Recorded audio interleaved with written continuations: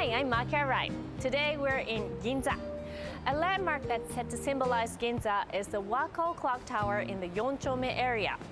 And right now, I'm at a museum opened by Seiko, a maker of timepieces that was also behind the Wako clock. Decorating the facade is a 5.8-meter high pendulum clock called rondolator. Every half hour is marked by the movement of mechanical dolls and cogs accompanied by a light show. And in the evening, it lights up in the colors of the season and is quite captivating. This time, we'll be bringing you the program from this location. You're watching Channel Japan. So let's have a look at the newly opened Seiko Museum. The Seiko Museum Ginza comprises the basement to the 5th floors, each of which has a different theme. It was established as a general cultural facility to introduce the history of time and timepieces. Konnichiwa. Hello, nice to meet you. This is the 2nd floor. Museum director Hitoshi Murakami shows us around. What's displayed on this floor? This year is the 160th anniversary of the birth of Seiko founder Kintaro Hattori. And this floor introduces his history. Kintaro Hattori was the founder of Seiko, which began making the first wristwatches in Japan. He adopted new technologies and machinery and helped modernize the Japanese timepiece industry. The 2nd floor showcases old machines imported from abroad at the time that still function. In one section is what looks like a black mass. In the wake of the Great Kanto earthquake in 1923, Kintaro Hattori lost his store in Ginza, factory and home. This is a portion of the 1,500 watches he was keeping for his customers at the time. This mass of metal is watches of customers that melted in the fire following the Great Kanto earthquake. Seiko says this has been carefully preserved. After the earthquake, he was in the depths of despair. He felt he needed to somehow return the watches he had been entrusted with, and about 3 months later, took out a newspaper ad. As seen here, he wrote that he would return all of the watches in new condition. This episode is said to have earned Kintaro Hattori the trust of the public. And it's a story we continue to pass down here at Seiko.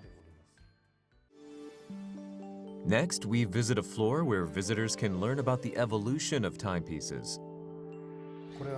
On this floor, we introduce not the history of Seiko, but the origin of timepieces and timekeeping around the world. A key feature of this museum is that most of the displays are genuine items. Wow! This is a water clock which was used after sunset and measures time based on the speed of water drops. There's also an incense clock to tell time by how fast incense burns, as well as other clocks used in Europe long ago. In Europe, around the 1300s, this machine would let people know the time for prayer. A weight is wound up, and the force of it dropping turns the gears.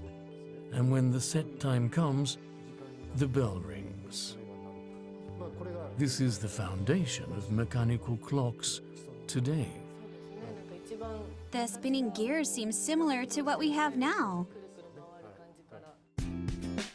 In addition to the various historical displays, visitors can also learn about the improvements in the precision of timepieces in recent years on the basement floor.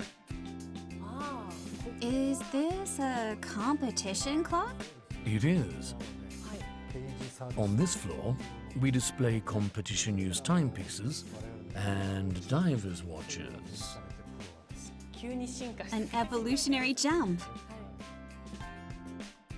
This is an actual touchpad which is still used in swimming competitions. Maki gives it a try. We'd like you to try it out. これですか？ This? はい。 The men's 100-meter sprint world record is 9.58 seconds. Will she be able to match it? 惜しい。出た瞬間をしてあれぐらいですね。すごい。 I think I hit it too hard. I think it's great that there's a new facility like this where you can learn not only about the history of timepieces, but also about the latest technology. Today we brought you the program from the Seiko Museum Ginza, a newly opened facility in the Ginza district of Tokyo. Hope you enjoyed it.